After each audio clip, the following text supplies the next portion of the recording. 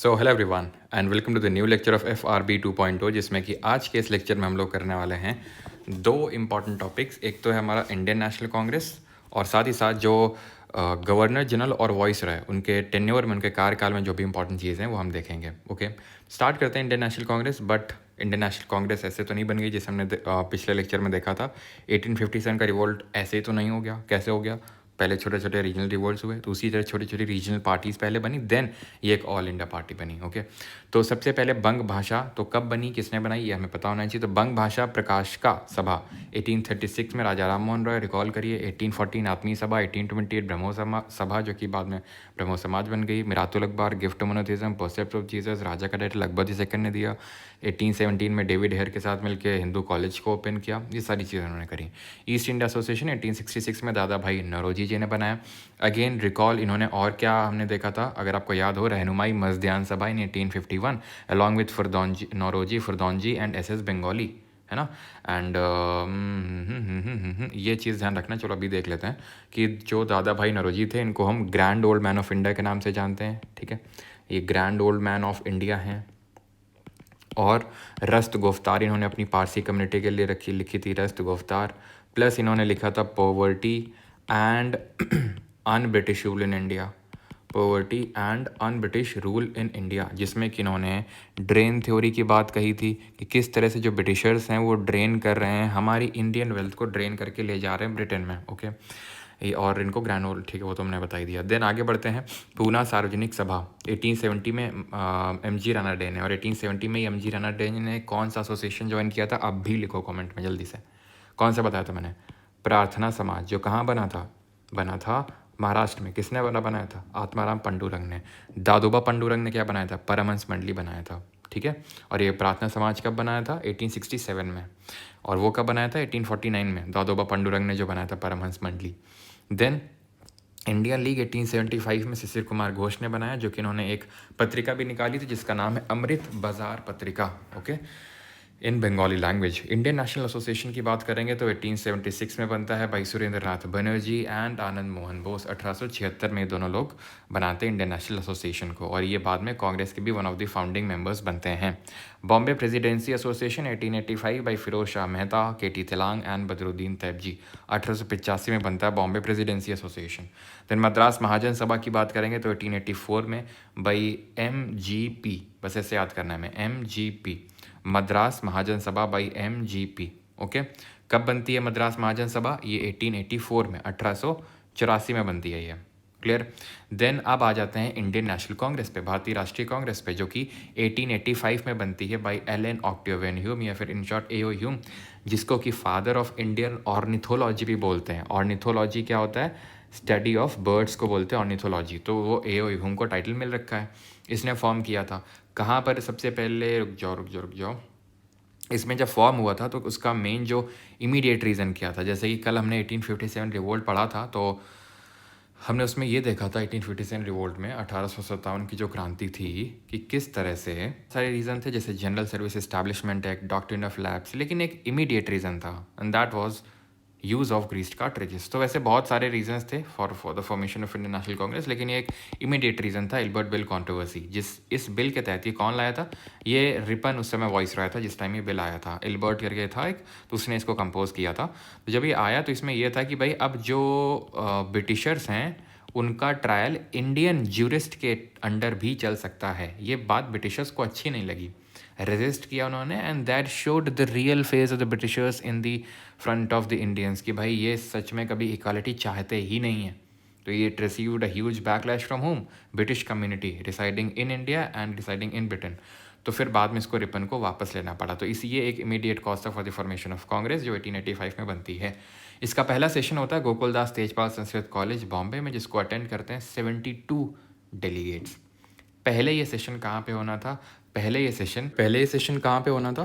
पहले सेशन पूना में होना था, but due to the outbreak of plague के चलते इसको फिर बॉम्बे में शेड्यूल किया गया। देख लेते हैं इंपॉर्टेंट सेशंस ऑफ कांग्रेस। तो पहला सेशन तो हमने देख लिया कि कहाँ हुआ, गोकुलदास तेजपाल संस्कृत कॉलेज में। 72 लोगों ने अटेंड किया and WC Banerjee, that is Umesh Chandra Banerjee ji ने इसको प्रेसाइड किया।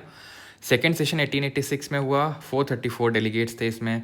प्रेसाइड किया था भाई नौरोजी जी ने। हुआ कहाँ पे? कैलकाटा में। नौरोजी जी ने 3 कांग्रेस के सेशंस को प्रेसाइड किया था, 1886 में, 1893 में और 1906 में जो कैलकाटा में हुआ था। ठीक है, तो इन्होंने 3 सेशन प्रेसाइड किए थे नौरोजी जी ने। 1887 में जो तीसरा होता है ये होता है साउथ इंडिया में मद्रास में, और प्रेसाइड कौन करता है? बदरुद्दीन तैयब जी। ठीक है, फोर्थ होता है जॉर्ज यूल प्रिसाइड करते हैं, ये होता है इलाहाबाद में। अब मैं जल्दी जल्दी आपको ये इसलिए बता रहा हूँ सो दैट कि याद कैसे रखना है आपको। देखो, जहाँ भी सेशन होता था वहाँ का लोकल बंदा जो है वो प्रिसाइड नहीं कर सकता था सेशन को। ठीक है, अब मद्रास जो है, मद्रास हिंदू, मेनली हिंदूज रहते हैं यहाँ पे, तो ऐसे याद कर लो यहाँ पर एक मुस्लिम था, तो ये फर्स्ट मुस्लिम प्रेसिडेंट बने कांग्रेस के। इलाहाबाद में, ठीक है, इलाहाबाद में हिंदू भी हैं, मुस्लिम भी हैं, ठीक है, तो एक क्रिश्चियन को बना दिया। मतलब इस तरह से याद करने के लिए।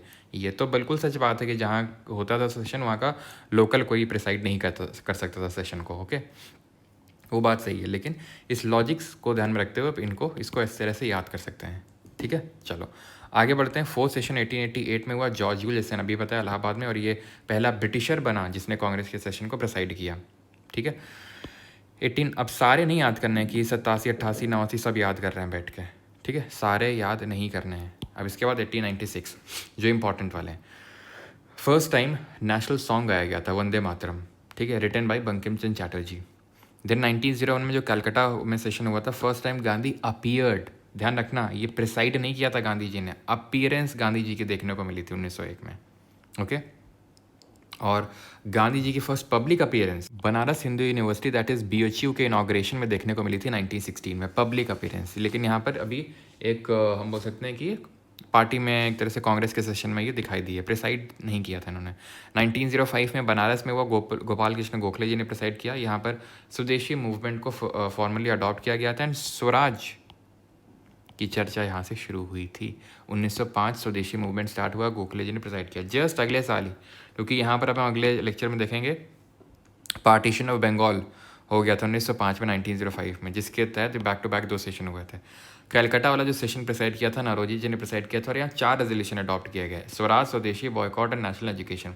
स्वराज का मतलब है सेल्फ रूल, ये पूर्ण स्वराज नहीं है, ये स्वराज है, पूर्ण स्वराज 1929 के लाहौर सेशन में आएगा। 1907 का जो अगला सेशन था, अब क्योंकि यहाँ पर हम देखेंगे जब पढ़ेंगे बंगाल पार्टीशन, तो वहाँ देखेंगे कि कांग्रेस 2 सेक्शन में डिवाइड होता जा रहा था। एक तो था हमारा नरम दल जिसको कि हम मॉडरेट्स बोलते हैं, और एक गरम दल जिसको कि हम एक्सट्रीमिस्ट के नाम से जानते हैं। तो नरम दल और गरम दल ये धीरे धीरे डिवाइड होने लगे थे, और ये डिवीजन 1907 में सूरत में हो ही गया। रास बिहारी घोष ने सेशन को प्रिसाइड किया, and Congress split into extremist and moderate. ये एक मॉडरेट थे रास बिहारी घोष की अगर बात करेंगे, और एक्सट्रीम में जिससे लाला लाजपत राय, बाल गंगाधर तिलक और आपके जो बिपिन चंद्रपाल थे। तो जो एक्सट्रीमिस्ट थे वो चाहते थे कि जो बाल गंगाधर तिलक है वो कांग्रेस के सेशन को प्रिसाइड करें, लेकिन फाइनली रास बिहारी घोष करते हैं और कांग्रेस स्प्लिट हो जाती है यहाँ पे। देन 1911 में जो कलकत्ता में सेशन होता है, यहाँ पर सबसे पहली बार नेशनल एंथम जन गण मन, जिसको कि रविंद्रनाथ टैगोर जी ने लिखा था, उसको प्रिसाइड किया, मतलब उसको यहाँ पर गाया गया था सबसे पहले 1911 के सेशन में। ओके, कलकत्ता में हुआ। 1916 में जो लखनऊ में हुआ, इसमें जो 1907 में स्प्लिट हुआ था, वो स्प्लिट फिर से मर्जर में बदल गया, यानी कांग्रेस का मर्जर हो गया, एक्सट्रीमिस्ट मॉडरेट फिर से एक साथ आ गया, और यहाँ पर लखनऊ पैक्ट जो कि एक जॉइंट पैक्ट है between Indian national Congress and Muslim league, इनके बीच में हुआ था। ठीक है, सो दैट कि अपनी जॉइंट डिमांड्स रख सकें ब्रिटिशर्स के सामने। देन 1907 में जो 1917 में जो कलकत्ता में सेशन होता है, इसको एनी बेसेंट प्रिसाइड करती है, and she became the first women to preside the session of the Congress 1917 में। तो कलकत्ता में काफ़ी इंपॉर्टेंट चीज़ें हुई नहीं। एक तो पहले आप देखो यहाँ पर कलकत्ता वाले सेशन में पहली बार नेशनल सॉन्ग गाया गया, हाँ, 4 रेजोल्यूशन अडॉप्ट किए गए, पहली बार नेशनल एंथम भी कलकत्ता के सेशन में गाया गया, पहली जो वुमेन प्रेसिडेंट थी वो भी कलकत्ता के सेशन में थी, है ना, तो याद करना है। अब जो 1924 में होता है, ये बेलगाम में होता है, जो कर्नाटक में पड़ता है, ये महात्मा गांधी ने प्रिसाइड किया था, and it is the only session presided by him. ठीक है, सिर्फ एक ही सेशन को प्रिसाइड किया था, और ये वही सेशन था बेलगाम वाला। 1923 के बाद ये जेल से छूट के आए थे महात्मा गांधी, बिकॉज आपको पता होना चाहिए 1922 में, वैसे तो पढ़ा नहीं, पढ़ेंगे अभी आगे, चौरी चौरा इंसिडेंट हुआ था, जिसके बाद गांधी जी को जेल हो गई, तो उसके बाद ही छूट के आए थे, तब इन्होंने कांग्रेस के सेशन को प्रिसाइड किया था। 1925 में कानपुर में हुआ था, ठीक है, और इसको प्रिसाइड किया था सरोजनी नायडू जी ने। ठीक है, इसको सेशन को प्रिसाइड किया, she became the first Indian women to preside the session of Congress. Besant was first women president, she was the first Indian women. Okay, 1929 में लाहौर में जो सेशन होता है, जो 1929 में होता है लाहौर में, ये जवाहरलाल नेहरू प्रिसाइड करते हैं। It is also one of the most important session जहाँ पर 26 जनवरी 1930 को पहला इंडिपेंडेंस डे सेलिब्रेट करने की बात कही गई, प्लस यहीं पे ही पूर्ण स्वराज गोल डिक्लेयर किया गया कि अब कांग्रेस का गोल है पूर्ण स्वराज। यहीं पे सिविल डिसओबीडियंस मूवमेंट लॉन्च करने की मंजूरी मिली। तो पूर्ण स्वराज गोल डिक्लेयर हुआ, सीडीएम मंजूर हुआ, एंड हम फर्स्ट राउंड टेबल कॉन्फ्रेंस को बॉयकॉट करेंगे, इसका भी अप्रूवल मिला, है ना, इसको बॉयकॉट करेंगे, इसका भी अप्रूवल मिला यहीं पे। देन 1931 में जो कराची में सेशन होता है इसको सरदार पटेल जी पर डिसाइड करते हैं। और यहाँ पे क्या इंपॉर्टेंट चीज़ें हुई, यहाँ पे सबसे पहले मीनिंग ऑफ पूर्ण स्वराज सबसे पहले बताया गया कि पूर्ण स्वराज का मतलब क्या है, what does it mean for the masses. यहाँ पे 2 रेजोल्यूशन अडॉप्ट किए गए। वो 2 रेजोल्यूशन किस चीज़ को लेके हैं? 2 रेजोल्यूशन हैं वो, एक तो फंडामेंटल राइट और एक नेशनल इकोनॉमिक पॉलिसी को लेके 2 रेजोल्यूशन अडॉप्ट किए गए। प्लस इसी में था कि हम सेकेंड आरटीसी में सेकेंड राउंड टेबल कॉन्फ्रेंस में पार्टिसिपेट करेंगे, एंड जो गांधी इरविन पैक्ट है उसको एंडोर्स किया गया था, यानी कि मंजूरी मिली थी कि ठीक है इसको हम अप्रूव करते हैं। देन अगला 1937 में फैज़पुर में सेशन हुआ, and it was the first session to be held in village. गांव में पहला सेशन हुआ था, वो फैज़पुर में हुआ था, जवाहरलाल नेहरू ने प्रिसाइड किया था। देन 1938 और 39 के काफ़ी इंपॉर्टेंट है इस सेंस में, क्योंकि इन दोनों के लिए सुभाष चंद्र बोस जी को इलेक्ट किया गया था, वो ही चुनाव जीते थे, हरिपुरा में जीते। देन धीरे धीरे क्या है, गांधी जी और बोस जी के बीच में दरारें बढ़ती गई, दूरियां बढ़ती गईं, और फिर गांधी जी ने चाहते थे कि सुभाष चंद्र बोस फतेहपुरी में तो बन ही ना पाए, तो उन्होंने अपने कंटेस्टेंट पट्टा भी सीतारमैया को खड़ा किया और उनको हरा दिया सुभाष चंद्र बोस जी ने। तो गांधी जी ने उस डिफीट को एक्सेप्ट किया कि हाँ ये मेरी पट्टा भी सीतारमैया की हार मेरी हार है, और मैं बिल्कुल सुभाष चंद्र बोस का स्वागत करता हूँ कि वो त्रिपुरी सेशन में प्रिसाइड करें। बट डिफरेंसेस काफ़ी बढ़ चुके थे, ना सिर्फ गांधी जी के साथ बल्कि और मेंबर्स के साथ, तो सुभाष चंद्र बोस जी ने रिज़ाइन ही कर दिया, और 1939 में उन्होंने within the Congress, I again repeat, within the Congress एक पार्टी बना ली, and that was All India Forward Bloc. कब? 1939 में, 1939 में। ओके, और भी इन्होंने बनाए थे, वो हम सब जब आगे देखेंगे, जो चाहे वो इंडियन नेशनल आर्मी हो, आज़ाद हिंद फौज हो, या फिर डिफरेंट और कुछ पार्टीज़ हैं, वो हम आगे ही देखेंगे। ठीक है, चलो 1946 में जेबी कृपलानी ने इस सेशन को प्रिसाइड किया था, ये जो मेरठ में हुआ था इंडिपेंडेंस से जो जस्ट पहले सेशन था। जेबी कृपलानी, जिनको आचार्य कृपलानी के नाम से भी जानते हैं, पता आपको, ये पहले थे जिन्होंने नो कॉन्फिडेंस मोशन लेके आए थे जवाहरलाल नेहरू के खिलाफ। खैर चलो, अच्छा, जब कांग्रेस बनी थी तो काफ़ी सारी थ्योरीज भी आई थी कि safety wall theory. Lala Lajpat Rai ji का कहना था ये कुछ नहीं, जो प्रेशर बिल्ड हो रहा है ब्रिटिशर्स के अगेंस्ट, तो ब्रिटिशर उसको रिलीज़ करना चाहते हैं, जैसे एक सीटी होती है प्रेशर कुकर में वॉल्व होता है उसकी तरह। ठीक है, तो कॉन्स्पिरेसी के तहत एक कांग्रेस को बनाया गया, ब्रिटिशर्स ने कॉन्स्पिरेसी की, ऐसा आरपी दत्त जी का कहना था।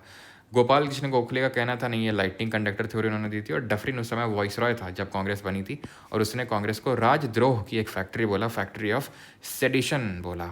ओके, अब आते हैं गवर्नर जनरल और उनके कार्यकाल में क्या इंपॉर्टेंट चीज़ें हुई वो देखते हैं। तो वॉरेन हेस्टिंग, इसके टाइम पे रेगुलेटिंग एक्ट पास हुआ 1773 में।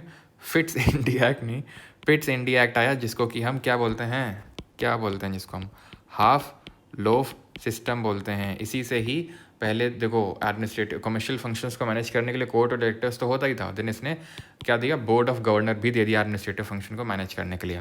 फर्स्ट एंग्लो मराठा वॉर इसी के टाइम पे हुआ था, और ट्रीटी ऑफ सालबाई इन्हीं के टाइम पे हुई थी, वॉरेन हेस्टिंग के टाइम पे। Second Anglo Mysore war Warren Hasting के टाइम पर। एशियाटिक सोसाइटी ऑफ बंगाल जो 1784 में बनी थी, किसने बनाई थी? जंजौल। ठीक है, ये बनाई थी विलियम जोन्स ने। ठीक है, विलियम जोन्स ने एशियाटिक सोसाइटी ऑफ बंगाल का गठन किया था। फर्स्ट न्यूज़पेपर जो था that was Bengal Gazette by James Augustus Hicky 1780 में। देन कॉर्नवालिस पे आते हैं, तो कॉर्नवालिस के टाइम पे थर्ड एंग्लो मैसूर वॉर हुआ। ट्रीटी ऑफ सेरिंगपट्टनम पढ़ चुके हैं, ट्रीटी ऑफ सेरिंगपट्टनम किसके टाइम पे हुई थी? कॉर्नवालिस है ना, जहाँ टीपू सुल्तान हार गया था third Mysore war. Permanent settlement यही लाए थे 1793, याद करो, जमींदारी सिस्टम कहाँ पर? बंगाल, बिहार, उड़ीसा, इस वाले क्षेत्र में।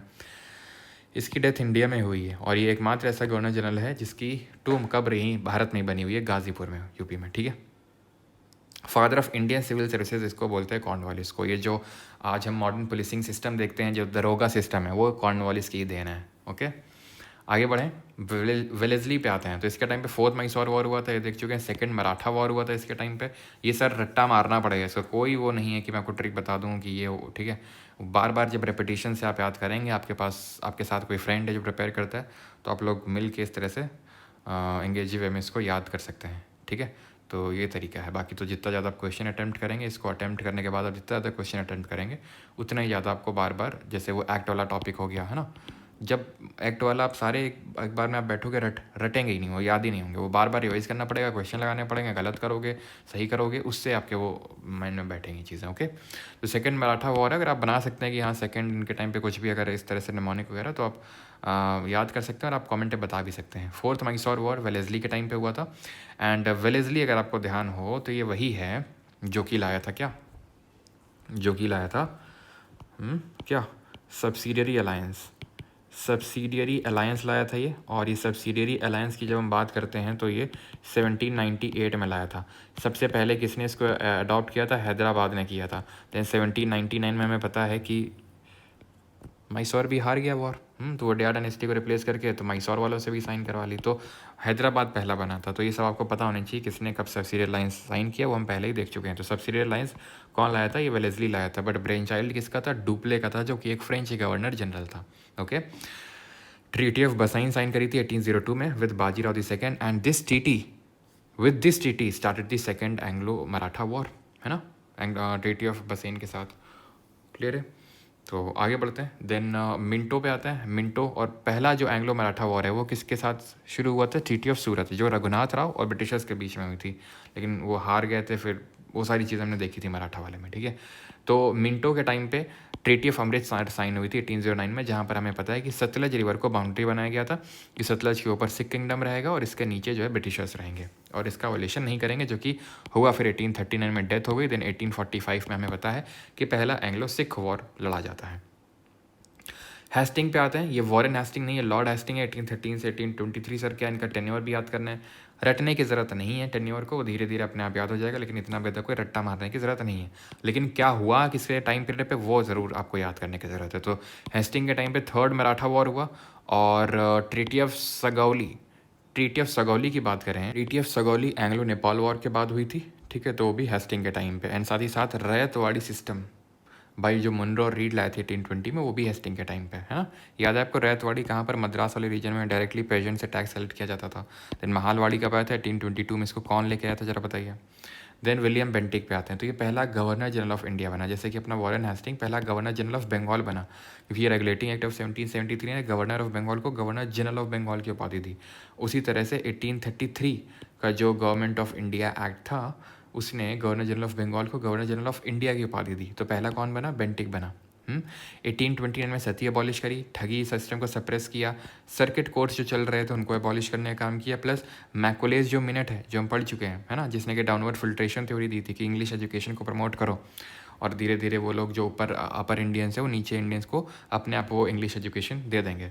तो और फिर उसको नेगेट किसने किया था, 1854 का जो वुड्स डिस्पैच है, वुड्स डिस्पैच, जिसको कि हम Magna carta of Indian education के नाम से जानते हैं। ठीक है, तो 1829 में suppression of abolition of Sati, suppression of ठगी, सर्किट कोर्ट का अबॉलिशन, और फादर ऑफ इसको मॉडर्न एजुकेशन बोलते हैं। देन मेटकाफ की अगर बात करेंगे तो इसको लिबरेटर ऑफ इंडियन प्रेस के नाम से जानते हैं, बिकॉज इंडियन प्रेस पे जो भी रिस्ट्रिक्शंस लग रखे थे उसको लिबरेट करने का, उसको हटाने का काम किया था मेटकाफ ने। ऑकलैंड के टाइम पे पहला एंग्लो अफगान वॉर हुआ था 1839-42, याद होगा आपको, शाह सूजा हटा के दोस्त मोहम्मद को रिप्लेस किया था ब्रिटिशर्स ने, लेकिन वो हार गए थे फिर, है ना, क्योंकि अफगानी लोगों ने रजिस्ट कर दिया था। तो ध्यान रखना, ऑकलैंड, ए से अफगान, ए से ऑकलैंड। देन उसके बाद पॉलिसी ऑफ नॉन इंटरफेरेंस कौन ले गया था, जो जॉन लॉरेंस था, हाँ, कि हम इंटरफेयर नहीं करेंगे इंटरन मैटर्स में अफगान्स के। हार्डिंग 1 के टाइम पे क्या हुआ था, फर्स्ट एंग्लो सिख वॉर हुआ था 1845-46 में, जहाँ ट्रीटी ऑफ लाहौर भी साइन हुई थी। उसके बाद ट्रीटी ऑफ अमृतसर, ध्यान रखना वो अलग है, वो 1809 में महाराजा रंजीत सिंह के साइन हुई थी, ये ट्रीटी ऑफ लाहौर है। ठीक, देन डलहौजी पे आते हैं। डलहौजी 1848 से 56 रहा, इसके टाइम पीरियड में बहुत सारी इंपॉर्टेंट चीज़ें हुई, जैसे कि डॉक्ट्रिन ऑफ लैप्स 1848 डिस्कस कर चुके हैं क्या होता है। ठीक है, फर्स्ट रेलवे लाइन 1853 में कंस्ट्रक्ट हुई, बॉम्बे से थाने के बीच में, 34 किलोमीटर की लेंथ है उसकी।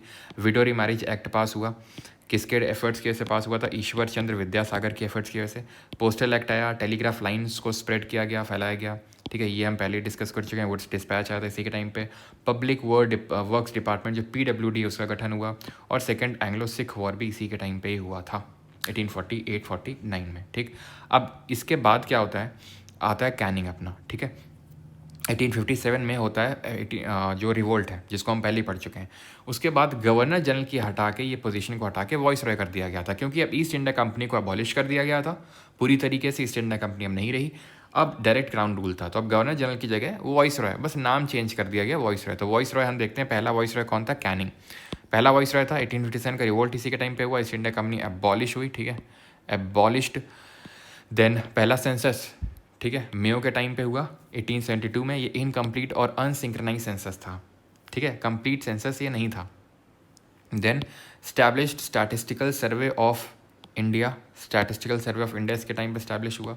लिटन आर्म्स एक्ट लाया 1878 में कि भाई कोई आर्म्स नहीं रख सकता है। वर्नाकुलर प्रेस एक्ट लाया कि जो लोकल लैंग्वेज का न्यूज़पेपर उसको ब्रिटिशर्स से अप्रूवल लेना पड़ेगा, है ना, पब्लिश होने के लिए।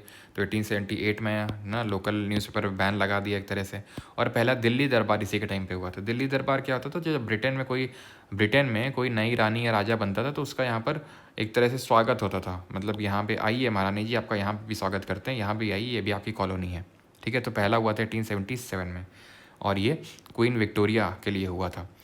रिपन के टाइम पे क्या हुआ था, और एक लिटन के टाइम पे और क्या हुआ था? जो एज फॉर मैक्सिमम एज है, ये मिनिमम एज मत समझना, ठीक है। आज मिनिमम एज होती 21 साल सिविल सर्विस का एग्ज़ाम देने के लिए, लेकिन तब मैक्सिमम हुआ करती थी, जिसको घटा के इसने 19 कर दिया लिटन ने। तो लिटन ने बड़े गंदे काम किया, लिटर कर दिया, सब गंदगी फैला दी। तो रिपन ने उस गंदगी को साफ करने का काम किया, ठीक है। इल्बर्ट बिल अभी डिस्कस किया क्या है, वो कॉन्ट्रोवर्सी नहीं के टाइम पे हुई थी। वर्नाकुलर प्रेस एक्ट जो लाया था उसको हटाया, आर्म्स एक्ट को हटाया। कब? ध्यान रखना, ये सब काम 1882 में इन्होंने किए थे। चाहे वो आर्म्स एक्ट को रिपील करना हो, चाहे वर्नाकुलर प्रेस एक्ट को रिपील करना हो, ठीक है। Then first synchronise and complete census, पहली पूर्ण जो सेंसस है वो 1881 में इन्हीं के टाइम पे हुई थी। इनकम्प्लीट हुई थी 1872 में, मेयो के टाइम पे। Father of local self government के नाम से जानते हैं रिपन को। हंटर जो एजुकेशन कमीशन 1882 में वो सेटअप हुआ था एजुकेशन के लिए। और पहला फैक्ट्री एक्ट 1881 में आया था। फैक्ट्री एक्ट क्या होता है? फैक्ट्री एक्ट के तहत फैक्ट्री कंडीशंस को रेगुलेट किया गया था कि बच्चे इतने घंटे से ज़्यादा काम नहीं कर सकते हैं, मजदूर बाकी इतने घंटे से ज़्यादा काम नहीं कर सकते हैं, इस दिन छुट्टी मिलनी चाहिए। तो ये सब रिपन ने कुछ अच्छे अच्छे काम किए थे। डफरिन ने, तो ये कांग्रेस का फॉर्मेशन जब हुआ था तो डफरिन था, और इसने ही कांग्रेस को फैक्ट्री ऑफ सेडिशन का नाम दिया था। देन कर्जन के टाइम पे क्या हुआ? तो बंगाल का पार्टीशन हुआ, यानी बंगाल का विभाजन हुआ कर्जन के टाइम पे 1905 में। इंडियन यूनिवर्सिटीज़ एक्ट आया, कैलकाटा कॉर्पोरेशन एक्ट आया। कर्जन किचनर के बीच में कंट्रोवर्सी भी हुई थी। किचनर कौन था? किचनर जो मिलिट्री कमांडर था, ब्रिटिश मिलिट्री कमांडर, वो था किचनर। इन लोगों के बीच में कंट्रोवर्सी हुई।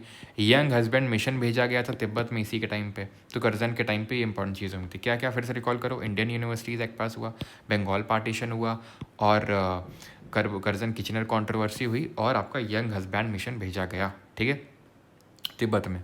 मिंटो के टाइम पे क्या हुआ? मुस्लिम लीग का गठन हुआ था मिंटो दी सेकंड के टाइम पे। 1906 में मुस्लिम लीग का गठन हुआ था भाई आगा खां, नवाब सलीमुल्ला थे और आगा खां थे, जिनके टाइम पे मुस्लिम लीग का फॉर्मेशन हुआ। और सूरत स्प्लिट भी जो हुआ था 1907 में, भी हमने पढ़ा, जो कांग्रेस का डिवीजन हुआ, स्प्लिट हुआ मॉडरेट और एक्सट्रीमिस्ट में, जिसको हम सूरत स्प्लिट बोलते हैं, वो भी मिंटो दी सेकंड के टाइम पे ही हुआ था। हार्डिंगे दी सेकंड के टाइम पे क्या हुआ? हार्डिंग सेकंड थर्ड दिल्ली दरबार हुआ था। जॉर्ज 5 का जो किंग बने थे नए, उनका दिल्ली दरबार हुआ था। कैपिटल को शिफ्ट किया गया, यहीं पे अनाउंस किया गया था कि अब से नई जो कैपिटल होगी वो कैलकाटा ना होगी, दिल्ली होगी। और जो पार्टीशन था उसको एन्यूल कर दिया गया था, ठीक है। दैट बंगाल पार्टीशन वॉज एन्यूल्ड, मतलब उसको रद्द कर दिया गया था बंगाल पार्टीशन को। पहला देख ले लिटन के टाइम पे। तीसरा आपका अभी हमने देखा 1916 में हुआ था ये, ठीक है, सॉरी 1911 में हुआ था ये, 1911 में। 1911 में ये पार्टीशन एन्यूल हुआ था और ये कैपिटल शिफ्ट हुई थी। कैपिटल शिफ्ट का अनाउंसमेंट 1911 में हुआ था, लेकिन कैपिटल शिफ्ट 1912 में हुई थी। दूसरा दिल्ली दरबार कब हुआ था? सेकंड ध्यान रखना 1903 में हुआ था, 1903 में। अब बताइए इस टाइम पे कौन होगा? 1903 की बात हो रही है, तो 1903 में कर्जन होगा, ठीक है। तो सेकंड दिल्ली दरबार इसके टाइम पे हुआ था। एंड द लास्ट इज हमारा, लास्ट कौन है? तो लास्ट, और ये भी चीज़ ध्यान रखना, इसी के टाइम पे आपका क्या आया था? इंडियन काउंसिल्स एक्ट ऑफ 1909, जिसको मॉर्ले मिंटो रिफॉर्म बोलते हैं, क्योंकि मॉर्ले सेक्रेटरी था उस समय और मिंटो वॉइस रॉय था, ठीक है। तो Indian Council Act of 1909। Then Chelmsford, ये था वॉइस रॉय जिस टाइम पे गवर्नमेंट ऑफ इंडिया एक्ट 1919 आया, है ना, मॉन्टैग केम्सफोर्ड रिफॉर्म। और रॉलेट एक्ट इसी के टाइम पे हुआ था। जलियाला बाग जो हत्याकांड है, जलियाला बाग मैसेकर, वो भी इसी के टाइम पे हुआ। देन इसके बाद यहाँ लिखा नहीं है, यहाँ मैं लिख देता हूँ, रीडिंग था, ठीक है, लॉर्ड रीडिंग, जिसका टेन्योर था 1921 से लेकर 26 तक। तो जब हम आगे पढ़ेंगे हिस्ट्री तो वहाँ देखेंगे क्या क्या इवेंट्स हुए, वो सारे जो भी 1921 से 26 के बीच में हुए होंगे वो सब इसी के टाइम पे होंगे। जैसे कि काकोरी ट्रेन जो इंसिडेंट है 1925 में वो हुआ, ठीक है। चौरी चौरा इसी के टाइम पे हुआ होगा, क्यों? क्योंकि चौरा चौरा 1922 में हुआ। तो जो भी चीज़ 1921 से 26 के बीच में वो इसके टाइम पे हुई होंगी, ठीक है।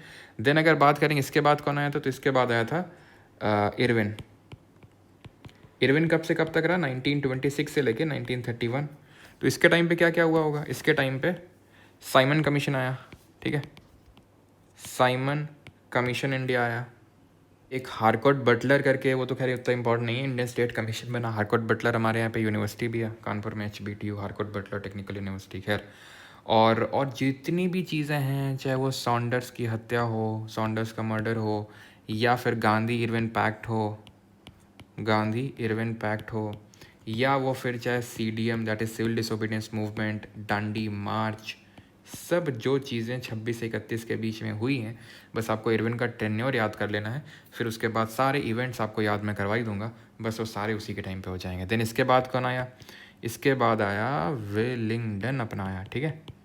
विलिंगडन आता है इरविन के बाद 1931 से लेके 36। अब यहाँ पे इंपॉर्टेंट नोट करने वाली चीज़ ये है विलिंगडन के केस में, ठीक है, कि जो सेकंड राउंड टेबल कॉन्फ्रेंस होती है, एक तो वो, ठीक है, कहीं क्योंकि कई चीज़ें ऐसी होती हैं जो 1931 में हुई होंगी, तो अब वो यार इरविन के टाइम पे हुई है विलिंगडन, ये थोड़ा कन्फ्यूज़न हो जाता है, ठीक है। तो जैसे ध्यान रखना, सेकंड राउंड टेबल कॉन्फ्रेंस किसके टाइम पे हुई? इसके टाइम पे हुई थी। ये 1931 में ही क्योंकि हुई थी, तो ये हुई थी विलिंगडन के टाइम पे। और वो भी याद हो जाएगा अपने आप, रटने की ज़रूरत नहीं, मैं आपको याद करवा दूंगा वो भी, ठीक है। चाहे सेकंड राउंड टेबल कॉन्फ्रेंस हो, थर्ड राउंड टेबल कॉन्फ्रेंस हो, या फिर पूना पैक्ट हुआ हो। अब पूना पैक्ट कब हुआ था? जब मैकडोनल्ड अवार्ड अनाउंस हुआ था। सर ये सब क्या चल रहा है, कुछ समझ नहीं आ रहा है। मैकडोनल्ड अवार्ड, पूना पैक्ट, सब समझ में आ जाएगा अगर बिल्कुल समझ नहीं आ रहा है तो, ठीक है, क्योंकि अभी ये सब पढ़ा ही नहीं, सब आगे देखेंगे ये चीज़ें, ठीक है।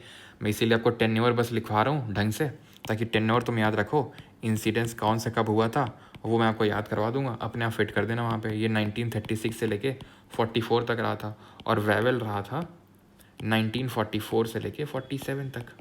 और आखिरी कौन था? आखिरी था Lord Mountbatten. He was the last British governor, Lord Mountbatten, last British governor general of India, Lord Mountbatten. इसके बाद हमने एक इंडियन को अपॉइंट कर दिया, C Rajagopalachari, and he was the only Indian to become the governor general of India, because उसके बाद उस पोस्ट को ही, गवर्नर जनरल ऑफ इंडिया की पोस्ट को ही ख़त्म कर दिया गया, ठीक है। तो he was the last governor general, last British governor general of India. फिर उसके बाद इंडियन को बनाया गया, और इंडियन थे हमारे कौन? सी राजगोपालाचारी, और उसके बाद उस पोस्ट को ही ख़त्म कर दिया गया। तो ललितगो के टाइम पे क्या हुआ मैं लिखवा नहीं रहा हूँ, लेकिन कांग्रेस ने डिज़ाइन किया यहाँ पर 1939 में, ऑगस्ट ऑफर आया होगा 1940 में, देन क्रिप्स मिशन आया होगा 1942 में, क्विट इंडिया मूवमेंट स्टार्ट हुआ होगा इसी के टाइम पे, देन 1944 से 47 के बीच में जो भी हुआ, वेवेल प्लान, शिमला कॉन्फ्रेंस, ये सारे काम इसके टाइम पे हुए थे, ठीक है। तो सब हम देखेंगे, बस आपको in that is Irwin, Willingdon, Lithgow, Wavell, इनका टेन्योर अच्छे से याद रखना है। इवेंट मैं याद करवा दूंगा, वो सब आपको अपने आप फिट हो जाएंगे, और इनमें आप इवेंट भी याद करने हैं आपको, ठीक है। टाइम पीरियड उतना ज़्यादा, बहुत ज़्यादा रटने की ज़रूरत नहीं है। फाइनली हमारा टॉपिक होता है ख़त्म। आपको क्या करना है, आपको पता है, क्वेश्चंस लगाने हैं लिटिल बॉय से लेवल 1 और लेवल 2 के। एंड पता है स्पॉटिफाई पे हम लोग फर्स्ट नंबर पे आ चुके हैं, तो बड़ी बातचीत है इंडस्ट्री के लोगों से नहीं, आप हम ही लोग हैं इंडस्ट्री के बड़े लोग, ठीक है। तो आपको अब क्या करना है, क्वेश्चंस लगाना है, कमेंट बताना है कि आपने कितना क्या स्कोर किया। थैंक यू, मिलते हैं अगले सेशन में, थैंक यू। और हाँ, एक सेकंड, थोड़ी देर में एक वीडियो आ रहा है अभी, शॉर्ट।